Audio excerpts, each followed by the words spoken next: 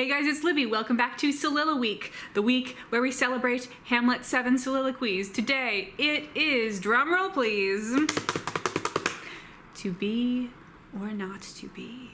You may have noticed from your existence on planet Earth that this speech is kind of a big deal. And either because of that or in spite of that, it is strange. Let's start, as we have with the other speeches, with the context.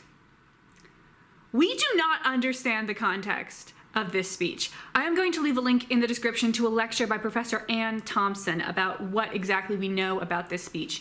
She did the editing for the Arden editions of the Hamlet text.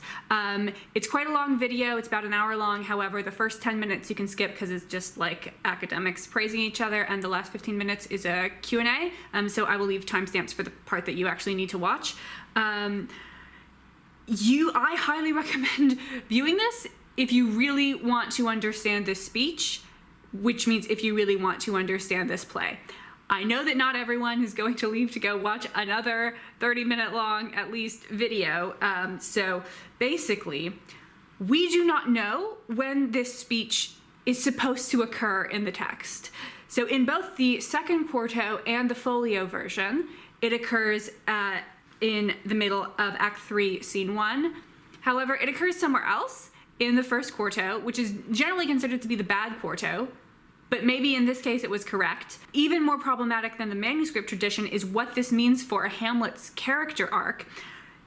Unlike all of the other soliloquies, there is no space between Hamlet between his last soliloquy and this one. He exits at the end of Act 2, and then we have a scene with some other court members, and they don't tell us anything about what Hamlet's been doing, and then Hamlet enters and delivers this speech. A speech of, maybe I should kill myself. Right after he had just come up with a plan and he was going to put it into action. It seemed like we were ending on a really high, and now he's like, no, I'm maybe gonna stab myself. And a lot of directors will actually move this speech to a different place where it works better for the arc of the story that they're trying to tell, because there are lots of different stories you can tell with the text of Hamlet.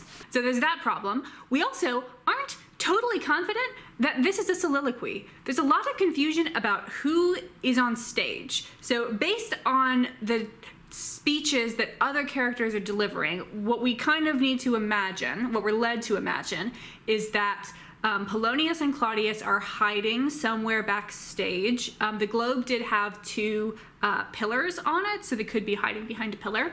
And Ophelia is on stage expecting to be encountered by Hamlet. Does Hamlet not see her when he enters? That seems a little bit strange. Like, you know, we can't just say, oh, she's also hiding behind a pillar because she has been directed to encounter Hamlet. Maybe she hears him and he's talking about how he's gonna kill himself, and so she freaks out and ducks around the pillar. You could certainly direct it that way. So maybe this is not a soliloquy, this is not a direct representation of Hamlet's thought processes, but it is a speech delivered to Ophelia. Weird. Then add in the complicating factor that we don't know whether or not Hamlet knows that Claudius and Polonius are on stage or are listening. Hamlet has certainly showed some suspicion about the sort of security spy state that Denmark is in other speeches and in his interactions with Rosencrantz and Guildenstern. Maybe he knows they're there.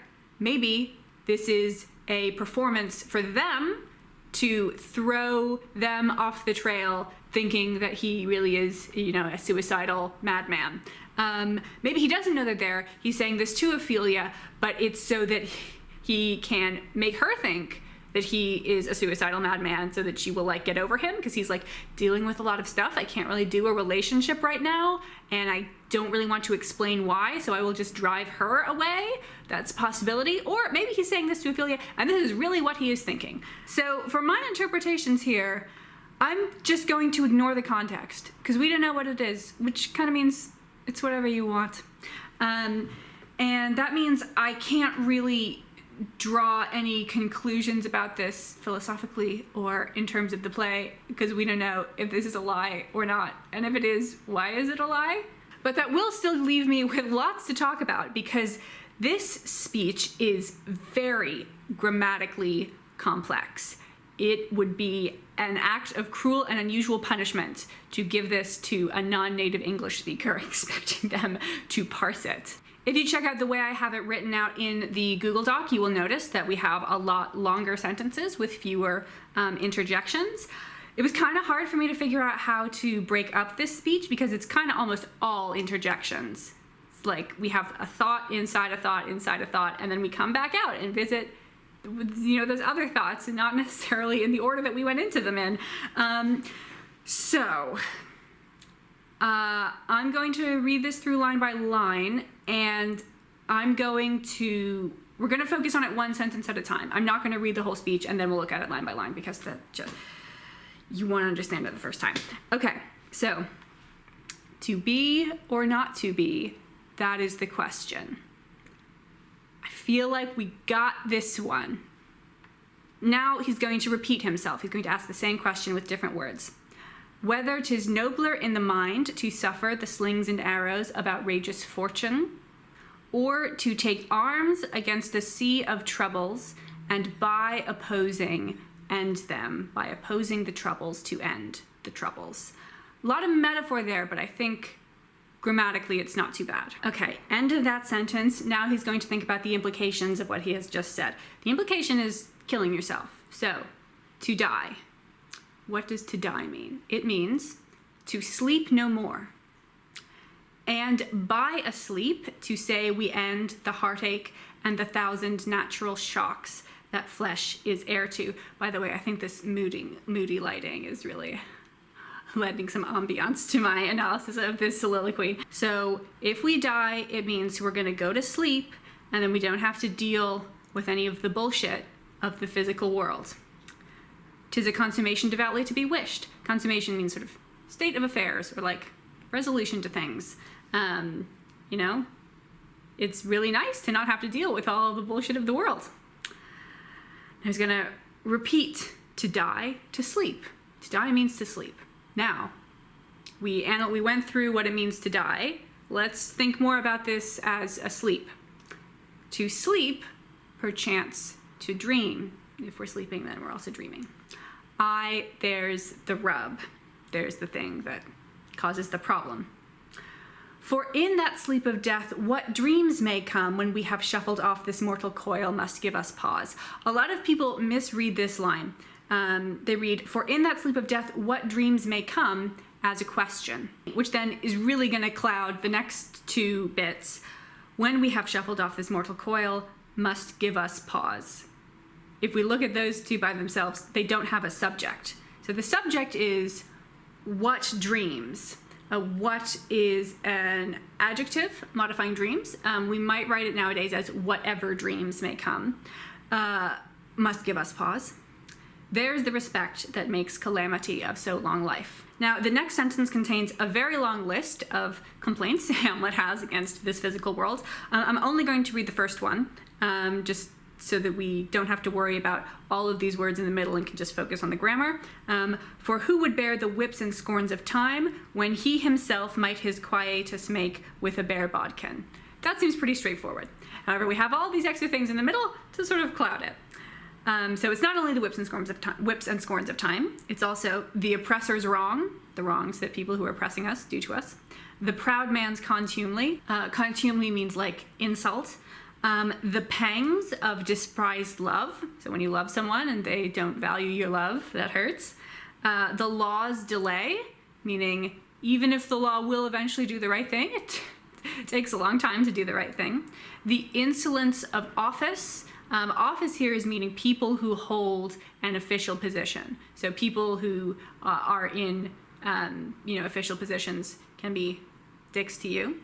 And the spurns that patient merit of the unworthy takes. So even if you are unworthy of having spurns, you get them anyway. And that's the end of the list. And we turn to when he himself might his quietus make with a bare bodkin. A bodkin is either a dagger or a pin. So he could be saying a bare bodkin, meaning an unsheathed blade, or a bare, meaning sort of only a mere pin. You can end your life with a mere pin. It would probably have to be a pretty large pin, and you'd have to be pretty committed, but you could do it. The next sentence is going to start by repeating the same idea from the previous sentence, but it is going to then take it a little further. So, who would fardels bear? Fardels are burdens. So who would bear burdens? To grunt and sweat under a weary life is just sort of adding more information to the subject of the sentence. The grammar here isn't super precise, but it's a thought process, so we'll allow it. So who would fardels bear? But that the dread of something after death, the undiscovered country from whose bourne no traveler returns, puzzles the will. So puzzles is the verb going with dread. So the dread puzzles us, even though there's a lot of words in between. Those are the main grammatical functions. So it puzzles the will and makes us rather bear those ills we have than fly to others that we know not of. If you have spent any time at all studying the speech, you will know that there's a lot of difficulty that people have with the phrase, from whose bourne no traveler returns, given that Hamlet has seen a ghost. Lots of ways to explain that, none of which are super helpful, frankly. Final sentence, thus conscience does make cowards of us all. Conscience nowadays mostly means like a sense of morality, but in this case it means like knowledge, consciousness of a fact. So this conscience, the knowing, does make cowards of us all, and thus the native hue of resolution, so the natural color of resolution, of whatever it is that you want to do. Whenever you decide to do something, you have resolved to do it, that has its own color in this metaphor, is sicklied or with the pale cast of thought. So you have a resolution, it's a pretty color, but then on top of that we layer our thoughts. So your inward resolve marred by this knowledge you have, or at least this idea that you have of the horrors of death. And enterprises of great pitch and moment, with this regard their currents turn awry and lose the name of action. Plans that people have which are grand and meaningful, bearing this in mind, just kind of don't. Just kind of stop. So there is a fair amount there, but I think maybe there's not quite as much as one is led to believe when one can't actually understand what it means. So let's go through and read it in verse 4. To be or not to be, that is the question. Whether 'tis nobler in the mind to suffer the slings and arrows of outrageous fortune, or to take arms against a sea of troubles and by opposing end them. To die, to sleep, no more, and by a sleep to say we end the heartache and the thousand natural shocks that flesh is heir to. 'Tis a consummation devoutly to be wished. To die, to sleep. To sleep, perchance to dream. Aye, there's the rub, for in that sleep of death what dreams may come when we have shuffled off this mortal coil must give us pause. There's the respect that makes calamity of so long life. For who would bear the whips and scorns of time, the oppressor's wrong, the proud man's contumely, the pangs of disprized love, the law's delay, the insolence of office, and the spurns that patient merit of the unworthy takes, when he himself might his quietus make with a bare bodkin? Who would fardels bear? To grunt and sweat under a weary life? But that the dread of something after death, The undiscovered country from whose bourne no traveller returns puzzles the will, and makes us rather bear those ills we have than fly to others that we know not of.